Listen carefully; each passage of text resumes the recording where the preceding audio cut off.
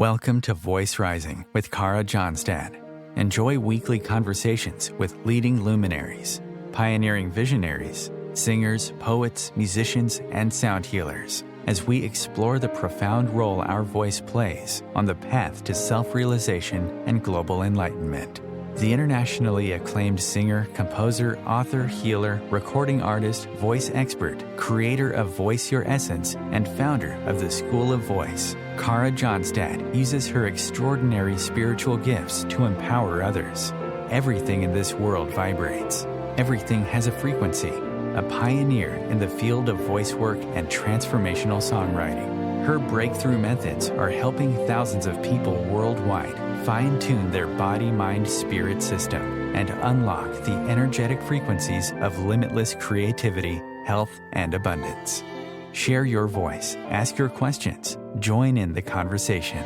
Receive life-changing, positive transformation and rise together to create a sound world.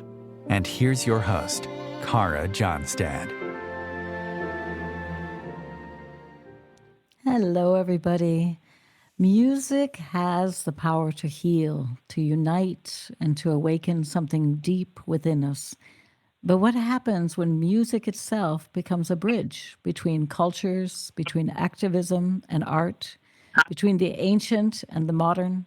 Today, I'm honored to welcome a truly extraordinary guest to Voice Rising. Shervin Boloorian is an award-winning sound healer, multi-instrumentalist, and vocalist whose music is a testament to the power of sound as a tool for transformation. From his home in Bali to sacred spaces around the world, Shervin has dedicated his life to sharing the vibrational medicine of music. His latest album, Unbroken, is more than just a collection of songs. It's a call to resilience, to remembrance, and to the healing frequencies that connect us all. Shervin, a very warm welcome to Voice Rising. Hello. Thank you so much for the invitation. I'm so delighted to be here. Thank you, Kara. It's so good to have you, and you have two new singles out there, so we're going to get to those in the show. Your journey, I believe, has taken you from Iran to Bali, and you mentioned a few places in between, from activism to sound healing. What is the red thread that ties it all together for you? Well, it's really just the power of how music can build community and peace in a deeper, much more profound way than I could ever try to generate while I was in Washington, D.C., working there and living there. And it comes from that place where you have an ability to empathize and link and be able to understand through the power of the most universal language that I know. And that's where I'm at right now in terms of like trying to create more music and reach a wider audience as a singer-songwriter, while spending so much of my career as a sound therapist.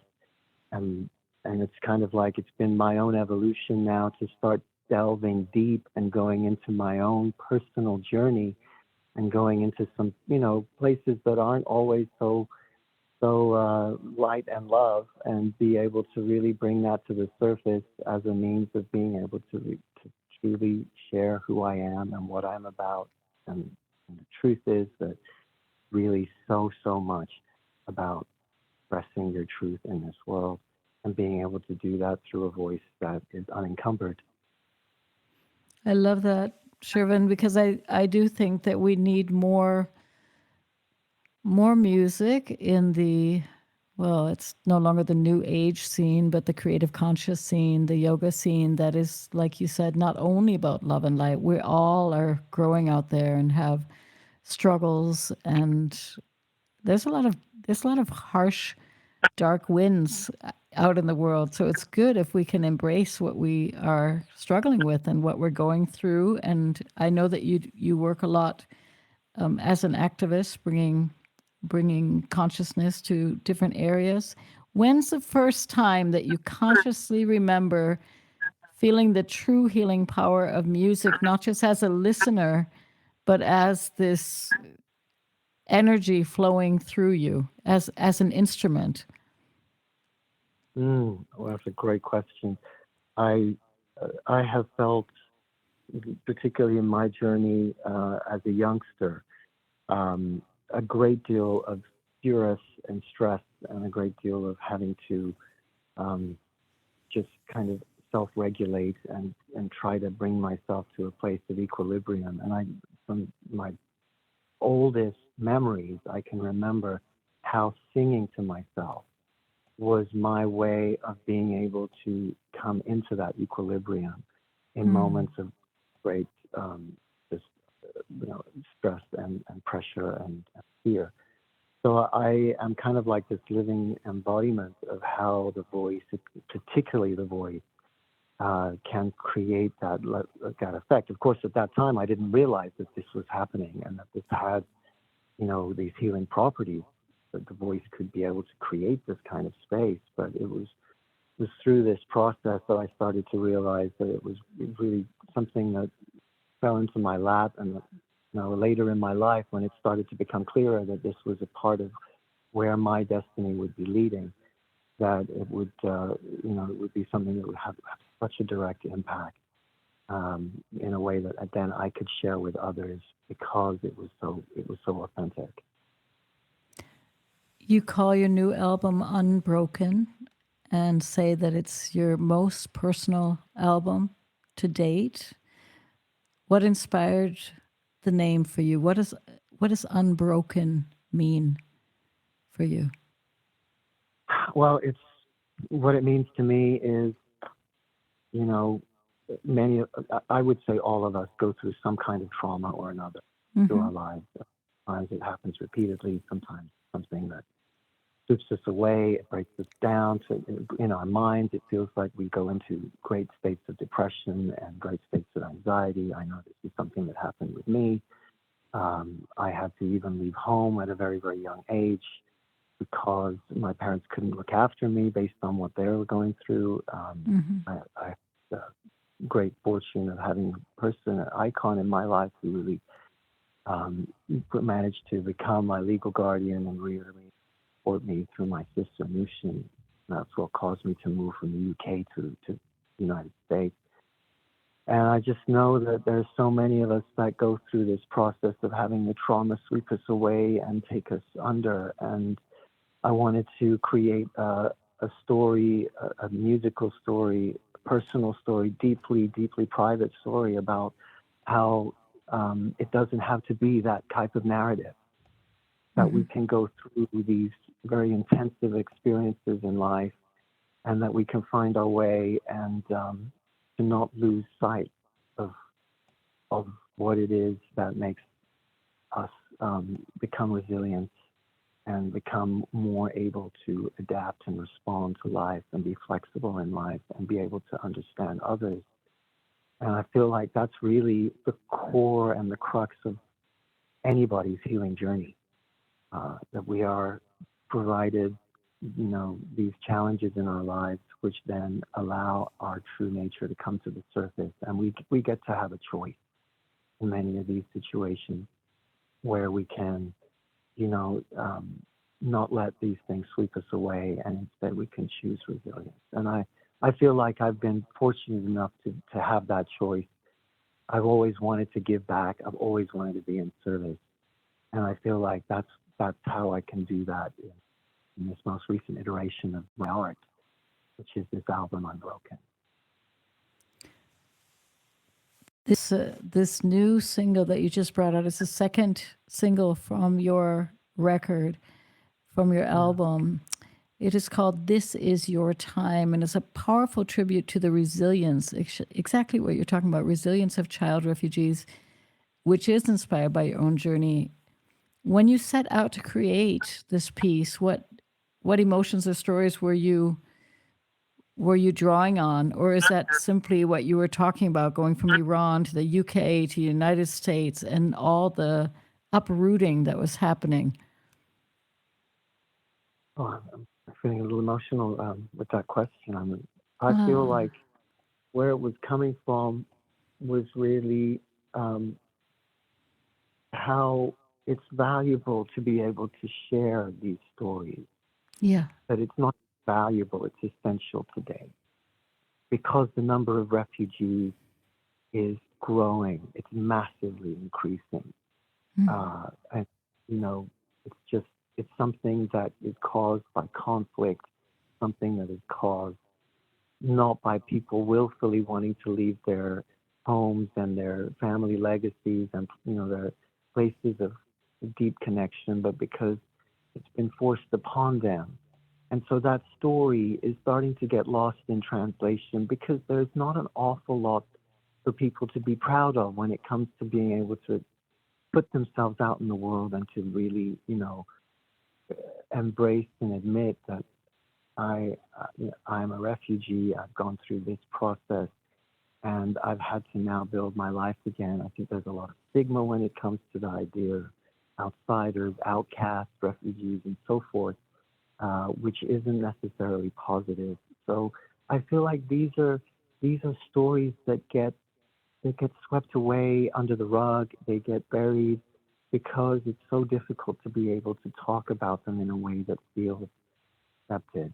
And I want to try to show that that's not necessarily the case, that this can actually be such an important part of us understanding the modern world, that we are now so much closer together as a human race in terms of how the world is,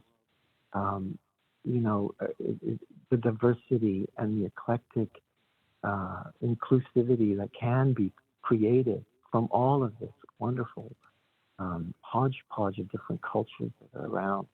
And you mentioned earlier before we went on air about how everybody's really a mutt. Everybody really has some kind of trace that goes back to different cultures in different parts of the world. And it's just something right now that I feel is such a difficult thing for people to really come to terms with and have discussions about because of that stigma. And I think we can see that in recent months with what's been happening on a political level, that it's just such a difficult thing to talk about. And as an Iranian-American, I just felt like, it was such an important thing to just lead with that and say, yeah, who I am, and this is where my music comes from, and my music has all of these beautiful roots, and they are part of my identity, and others will be able to relate to that. Let's listen to, this is the second single off of your new Unbroken album, and let's listen in. It's called This Is Your Time.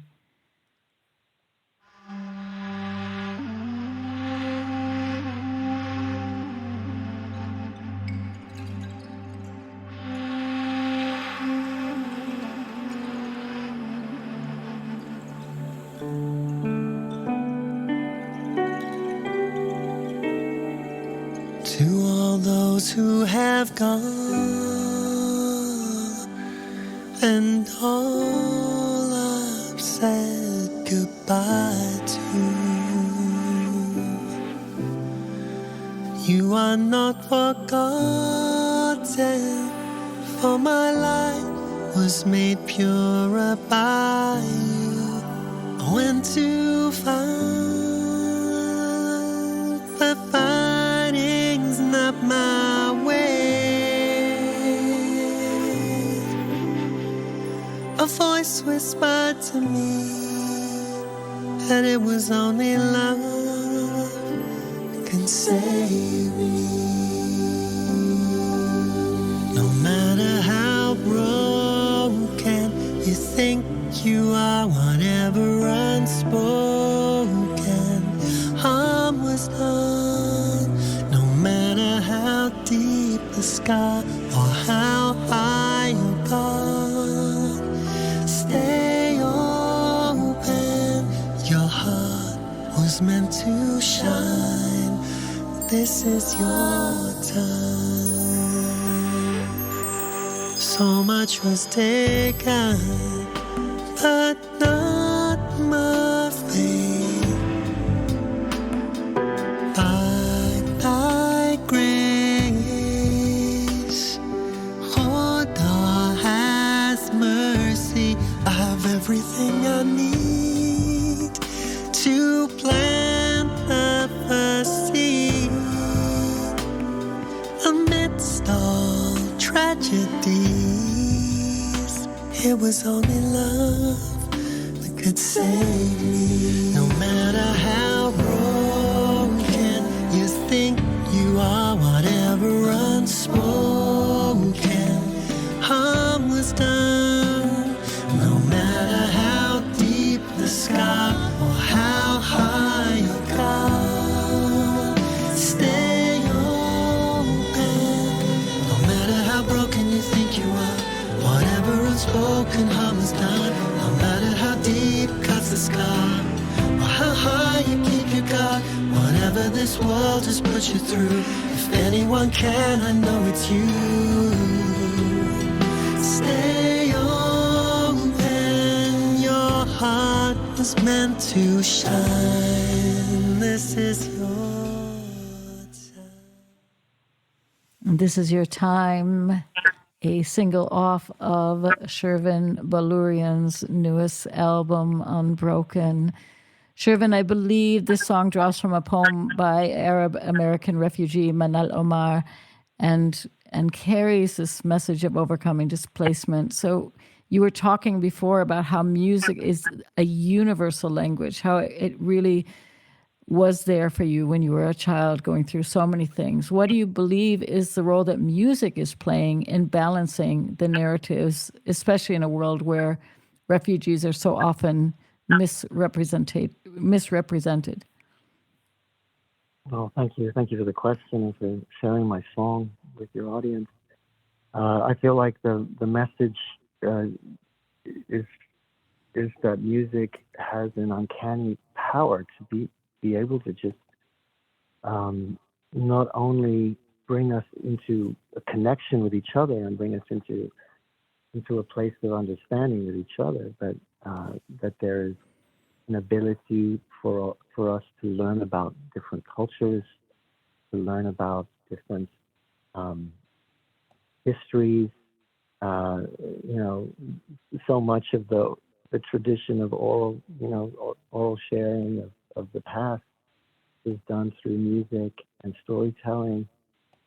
And I just feel like this is your time. Today's is an anthem for us to be able to,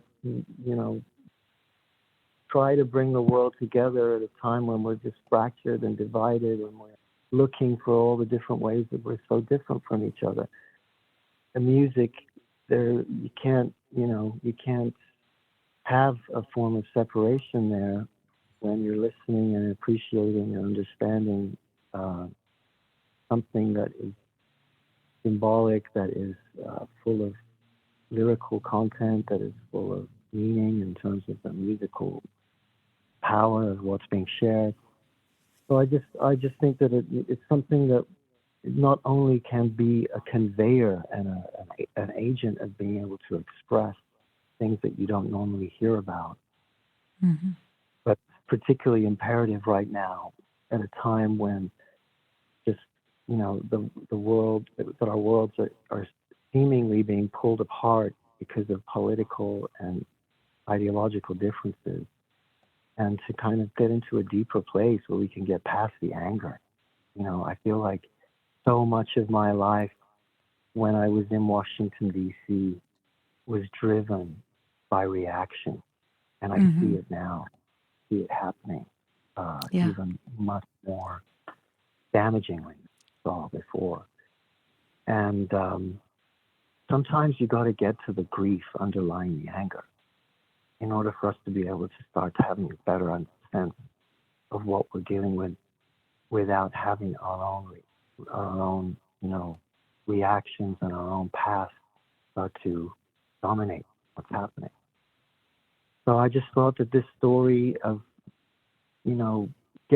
going through some of these really challenging periods and trials and feeling like you're completely alone and isolated, something that every single person goes through, that it's okay to be able to be there, and that there is light at the end of the tunnel, and that sometimes you need a reminder from someone else who doesn't, who's not going through the same things you are, a reminder that you're able to come out of this, that you don't have to be swept away by this. You don't have to be dominated by that path. And it's something that just speaks very truly about my own experience, and I wanted that to come forward.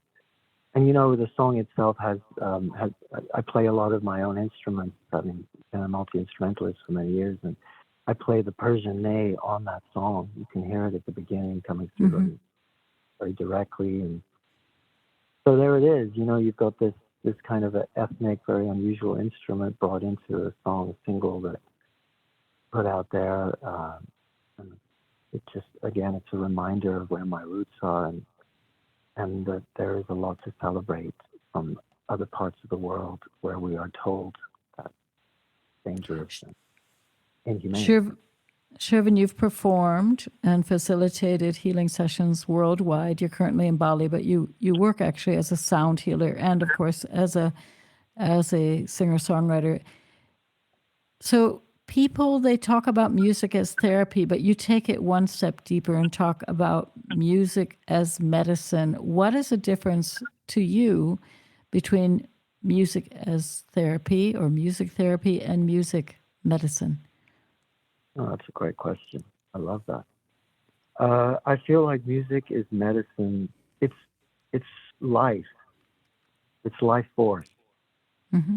It is the core of, it's what creates. It is Genesis. It has this sound is something that is so profound, and we're just starting to uncover the secrets, and it has all of these amazing effects and all of these, physiological benefits, the lowering of the heart rate, the relaxing of the nervous system, the elevation of the mood, the PTSD recovery, or lowering stress and anxiety, balancing brainwaves, all of these wonderful things that it has. And I feel like because it has that, there is something about it that's so much more primal to me than any other art, that it gets to reach places that other types of mediums cannot.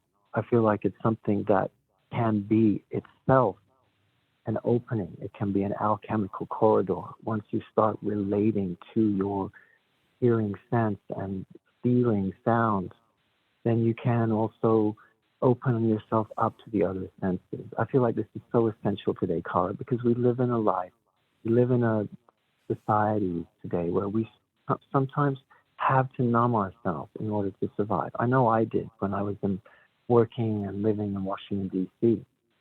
And numbing yourself can mean that you cut yourself off from all of this incredible properties that come from the life force that is music. I consider sound and music to be like a best friend. It's there to be able to reflect to you what it is that you need in whatever stage of life you're in. And that to me is something that is not to be taken lightly. So I dedicated myself to this path because I know of its quality, of what it can do to turn anyone's life around, no matter what age you are, no matter where you're from. Yeah. And that's where we're at with it. It's like you look at it's not only able to sensitize you and bring you back to the world of yourself, but it can really allow you to open into the pathways of nature and the world of how nature can support you, and all these Eastern traditions of Ayurveda, Chinese medicine. They're all based on these principles. When you open yourself up to the senses, you open yourself up to the natural world, you get in touch with your own nature, and in so doing, it can be a wonderful open doorway into the spiritual path that you're on, if that's what you're choosing in your practice. Shervin, your voice is very central in your healing work. So how do you approach singing as a sacred practice rather than just a performance practice, which many people do? People tend to think of, I'm going to do the next big audition or the big show, but your path is centered on music as a sacred practice. Yeah. How do you approach that? How do you how do you sing every morning when you get out of bed and stretch your beautiful arms? Do you sing with the birds? Do you? I sing as often as I can. And Nice. It's something that is just, when you build your relationship to your own voice, it's your signature in the world. You know? So when I'm on the motorcycle or scooter and scooting around, I feel like in so much of the world of music performance, there is this elaborate process in which we have to bring the voice in through scales and, you know, these practices that are so much about perfecting.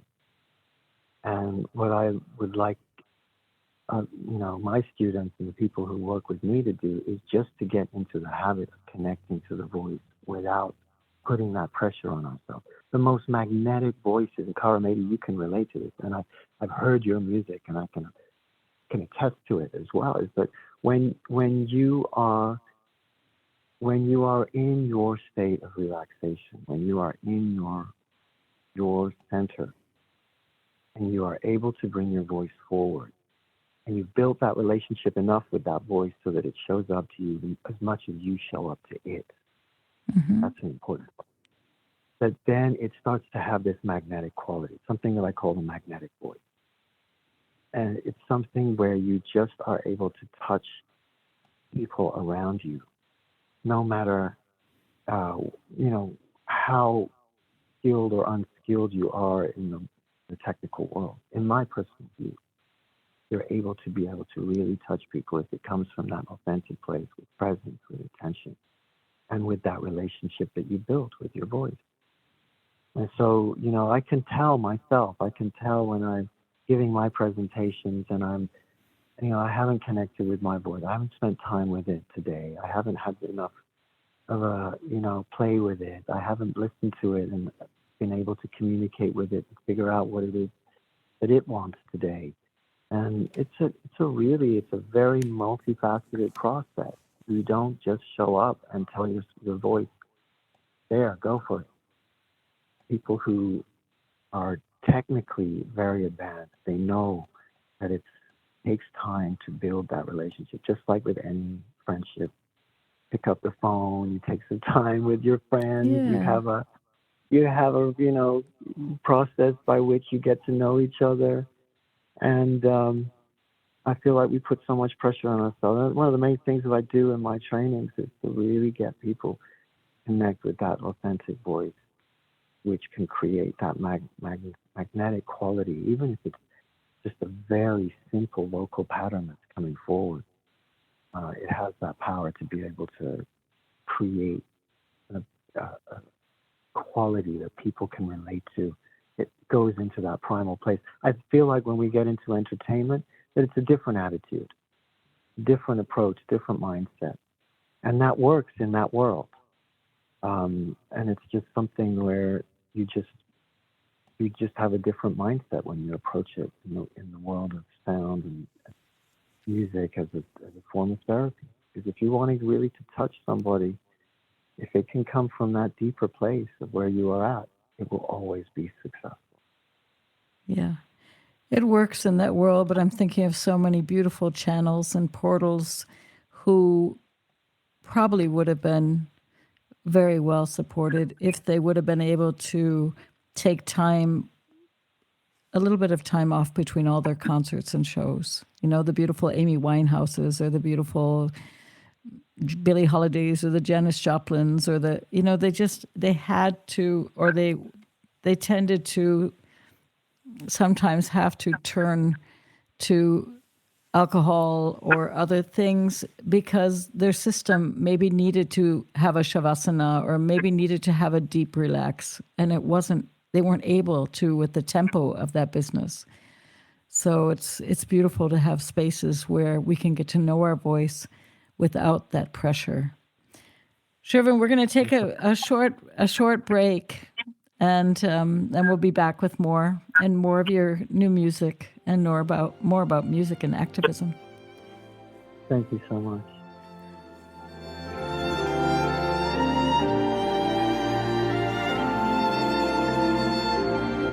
Conscious media for conscious minds. Om Times.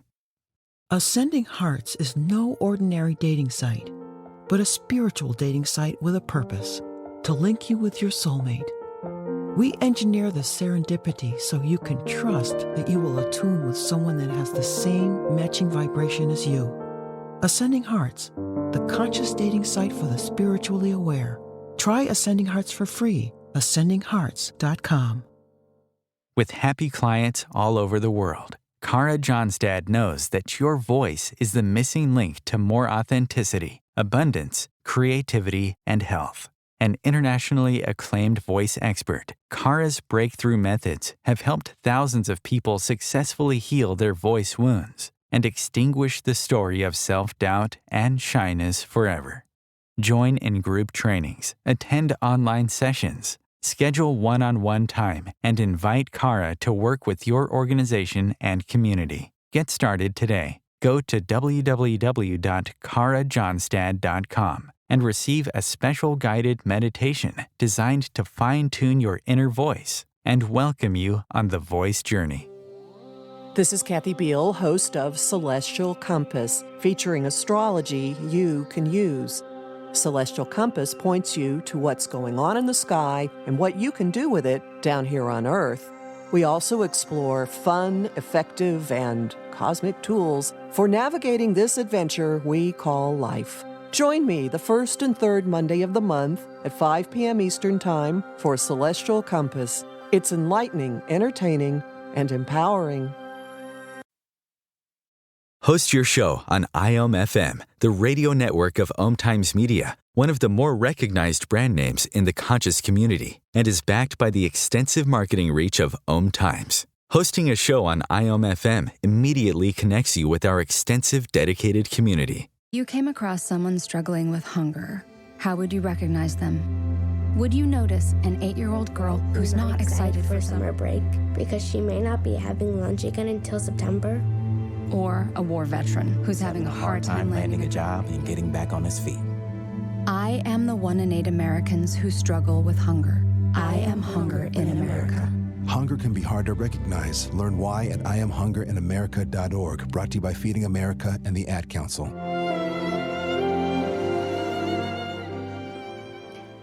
Welcome back to Voice Rising. I'm here today with Shervin Boloorian, and we're talking about his new album, Unbroken, and also his journey and path as a sound healer and as an activist. Shervin, your music invites deep reflection, and yet it also carries energy and movement. So talk to us a little bit about balancing stillness and silence and deep reflection with taking action and being an activist in this world. Great question. Thank you. I feel that, music has this power to be able to reach all different corners of different dimensions, really, of being human. And to me, it's like, I wrote a book on sound called The 3 Zones of Sound. And it's based on the Taoist principle of the 3 dantians. And the 3 dantians are basically different energy centers of the body that go from low to high. Same thing with the low frequencies and the spectrum of sound going from low to high. I find the way to be able to bring these together. And I find that, it's sounds that can create stillness are the ones that, to me, are able to have more of a celestial quality, that kind of take us into those higher frequencies, that bring us into connection to the energy of the sky and the spaciousness, the feelings of freedom, the feelings of expansiveness. So that's one quality of how sound can be able to be, create a healing sport for us. And to me, it's one of those things where you can find instruments themselves that are teachers to show that. For example, the bowl, the world of sound therapy, there's crystal bowls, metal bowls. The bowl itself, or the bell, is just essentially a chamber that is empty, and reminding us of finding emptiness. And it helps us in that mental space of finding emptiness and decompressing and coming out of all of the stressors of life. And to me, another way of bringing sound in, which you just very beautifully articulated, is through also action. And to me, action.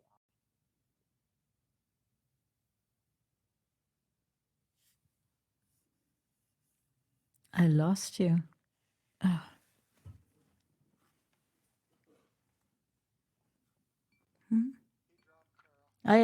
Okay, good, thank you. Okay, thank you. Wonderful.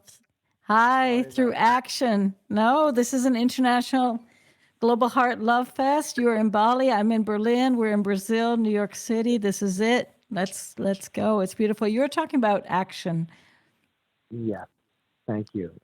Being in Bali, technical difficulties are just part of everyday life here. It's all good. But so I was talking about action, and to me, it's like those instruments that to me are very much about action are more part of the lower frequency range. So a lot of people associate low frequency sometimes with things that are negative. And the truth is, the entire bandwidth of life is something that we have to navigate. And to me, it's these lower frequency sounds, the action-oriented sounds, sounds like the drum, sounds that bring us into connection with the earth, with the body, and allow us to move.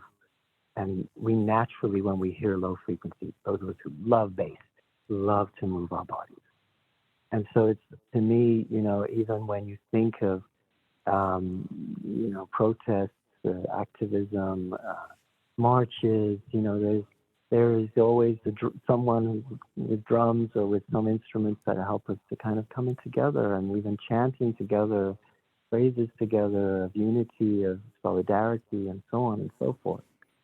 So, I feel like it's something where anything in life that we want to create those types of relationships with, that we have sound available to be able to support us. And music has that ability to mobilize us, bring us into an energetic expression, which sometimes is impossible to express just through words.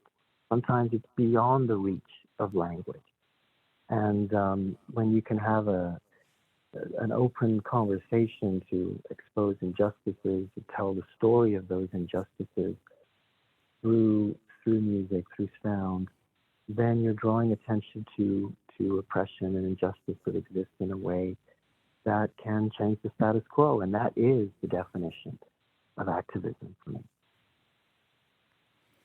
I'd like to listen to your track that you sent in, which is called Enjoy the Silence. It is a remake or a reimagined take of a classic. Do you want to share a few words about the track before we play it? Yeah, this is a very fresh kind of reworking of a song. It was released in 1990 by Depeche Mode. Depeche Mode, a band that I very much admired growing up, and had a very deep connection to. They helped me through very difficult times of my own, as I've had some kind of linkage to this band for some reason for so many years. I was in a Depeche Mode cover band so many, many years ago when I lived in LA. So I just felt very drawn to do this song. I don't like to do covers that are, kind of straight rip-offs of what others are doing. To me, I feel like there's space for innovation and for me to tell my story and bring my individual stamp to what's there. And I felt that it's a very spiritual song. It's very much the term "enjoy the silence." It's one of those things where you have to come into a level of appreciation of what's there with you, gratitude for what you have, being in that place, really occupying that place. That was a very hard thing for me to do with so much agitation and anxiety in me. So as part of that lesson, as part of a homage to that song and to the band, I wanted to create this new version. Let's listen. Let's listen into Enjoy the Silence, All I Ever Wanted version. And that is from the new album, Unbroken. Words like violence break the silence, come crashing into my little world, painful to me, pierce right through me. Can't you understand? Oh, my little girl, all I ever wanted, all I ever needed is here in my arms. Words are very unnecessary, they can only do.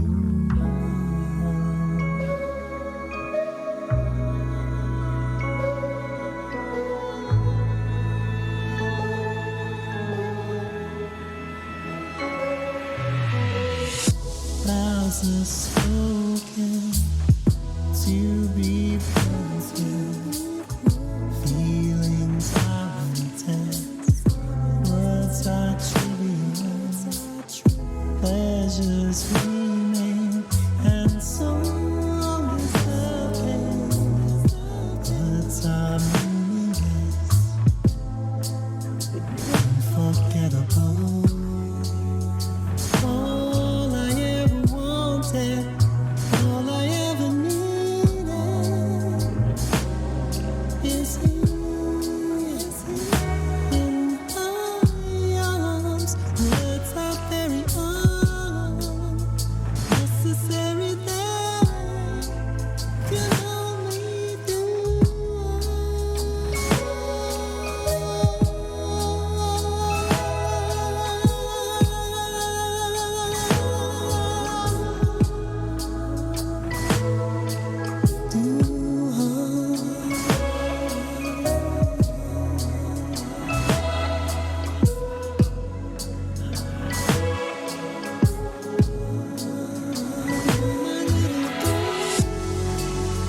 All I ever wanted, all I ever needed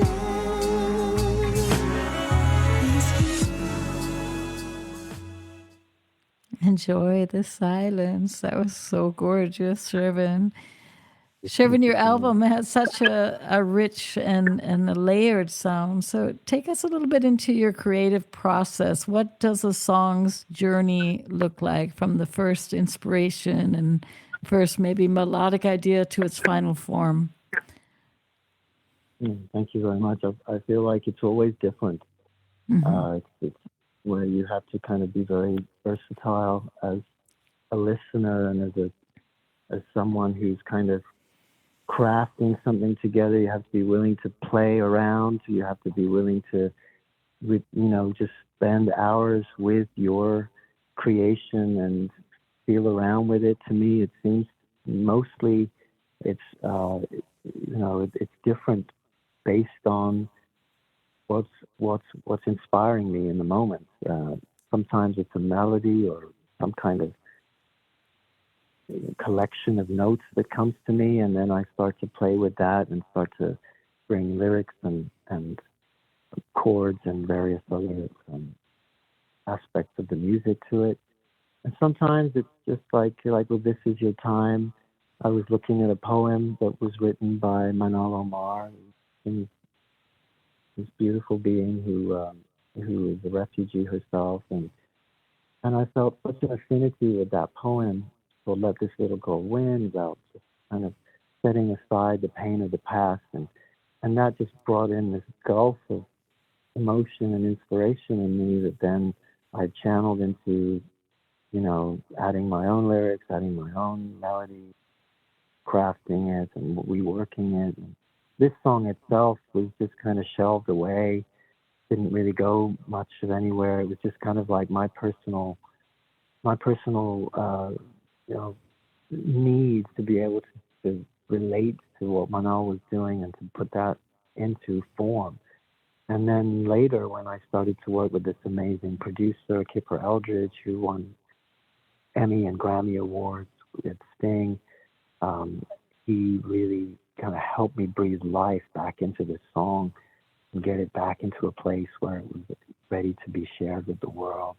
He brought his magic to it. So it's always different. It's always got a different, trajectory. I think you as a creative can also relate to that. It really requires you to just have a lot of time to be able to devote to the possibilities and the potentialities of taking something, perhaps it's a motif, perhaps it's inspiration in words, and then just elaborating on it and building it into something that then you feel that, first of all, primarily carries a message that's true to you, and secondarily, that it kind of is there and can touch others. Yeah, we work very similarly. I think you spoke about that at the beginning of the show too. This having a relationship with our voice as if it's our beloved. I mean, having that relationship. And I think with every song that wants to be revealed, it's the same thing. How do we befriend, or how do we understand the invitation that's being given? And it's a very different path than people saying you need whatever AABA, or you need a hook, or because maybe what wants to be revealed is a really long story that just doesn't have a hook. It just is a beautiful long story, right? And so it's beautiful to hear you talk about the path of being authentic to what does the tone or the poem or the rhythm or the neigh or the whatever it is, what is it asking of us? Are we open to really listen to what we're being asked to serve, right? It's so gorgeous. Shervin, your music and healing, like we were talking about, you do a lot of sound healing sessions. You work with a lot of people. You're bringing people into a deep space of connection and getting in touch with their authentic voice and their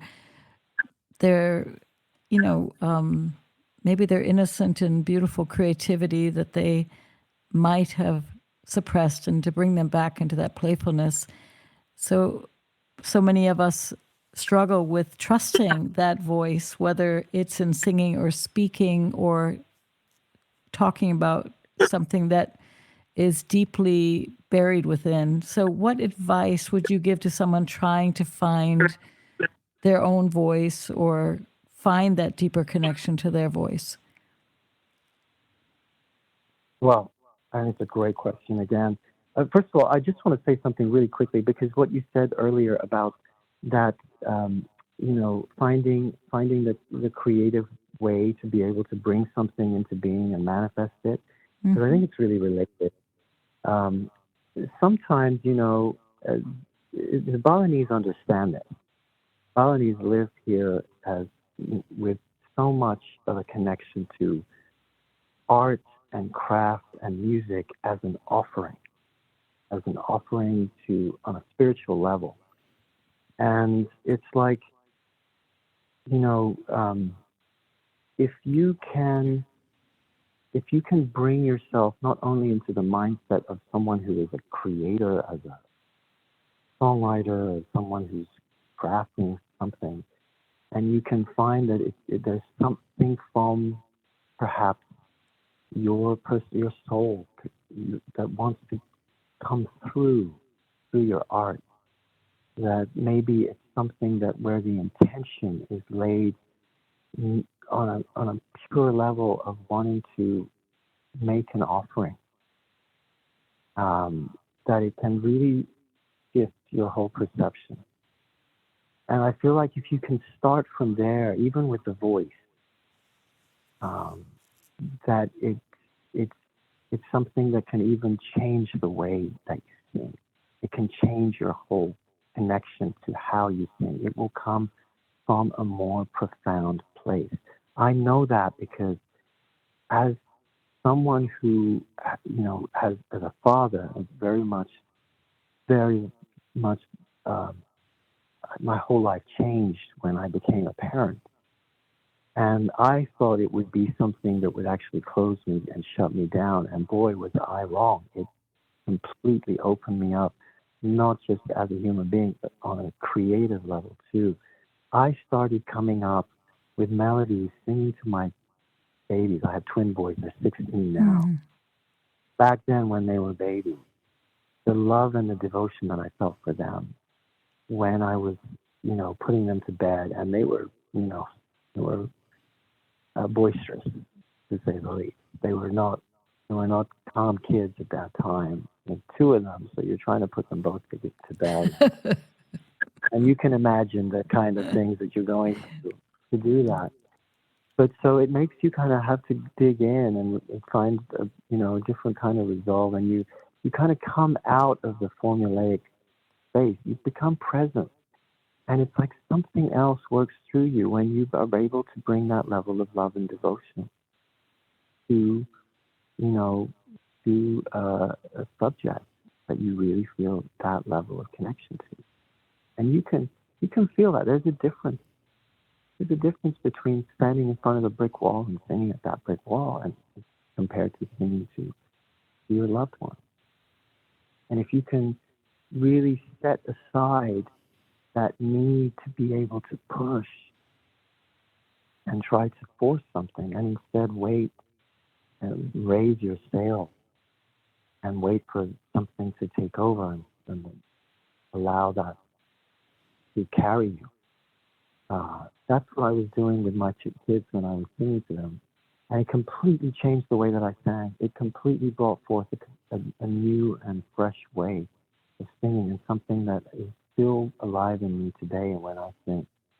And I find that that's something that is the core part of what I help my students tap into and access when we get together and when we start to work with sound. Because if they can feel that level of devotion and offering and love inside them, then it will ripple out. It has that cause and effect quality to be able to reach others and be able to move them into places where they will feel astonished by how deeply they touch others through that.